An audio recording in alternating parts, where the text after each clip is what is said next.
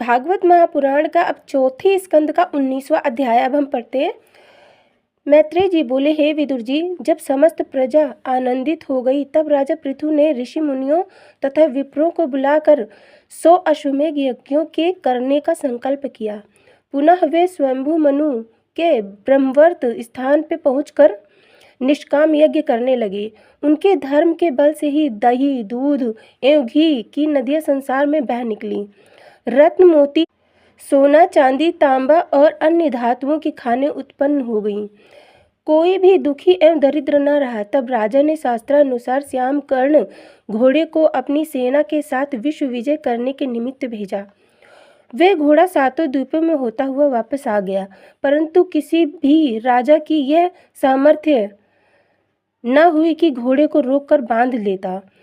विश्व के सभी राजाओं ने महाराज पृथु की अधीनता स्वीकार कर ली और उन्हें कर देने लग गए। इस तरह महाराज पृथु के 99 यज्ञ संपूर्ण हुए। तत्पश्चात जब राजा ने 100वां यज्ञ प्रारंभ करके अपना घोड़ा छोड़ा तो देवताओं के राजा इंद्र के मन में यह डर प्रकट हुआ कि राजा पृथु इस 100वें यज्ञ को संपन्न कर कहीं मेरे इंद्रासन को भी न छुड़ा लें। इस डर के कारण उन्होंने अपने पुत्र को आज्ञा दी कि तू राजा पृथु के घोड़े को पकड़कर यहाँ लाकर बांध दे। आज्ञा पाते ही इंद्र का पुत्र उस घोड़े को पकड़ने के लिए चला, परंतु उसके साथ बड़े बड़े वीर योद्धा रक्षकों को देखकर डर के मारे घोड़े को बिना पकड़े ही इंद्र के पास वापस चला आया और कहने लगा, हे पिताजी, उस घोड़े को पकड़ने की शक्ति मेरे में नहीं है।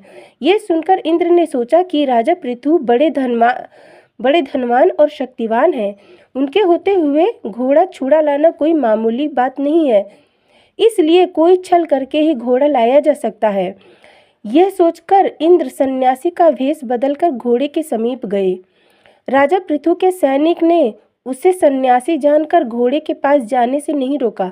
तदुपरांत वे घोड़े की रस्सी पकड़कर उसे आकाश मार्ग से अपने लोक में ले जाने लगे। सेवकों ने जब यह दशा देखी तो वे समीप जाकर इस तरह विनती करने लगे, हे महाराज, एक व्यक्ति सन्यासी का रूप रखकर यज्ञ के घोड़े को आकाश में लेकर उड़ गया।